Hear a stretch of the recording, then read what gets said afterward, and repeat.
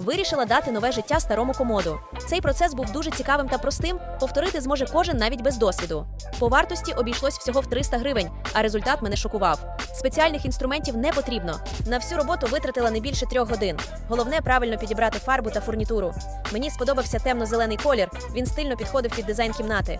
Такий колір ідеально поєднується з золотими деталями та натуральним деревом. Як вам результат? Посилання на матеріали та детальне відео інструкція в шапці профіля.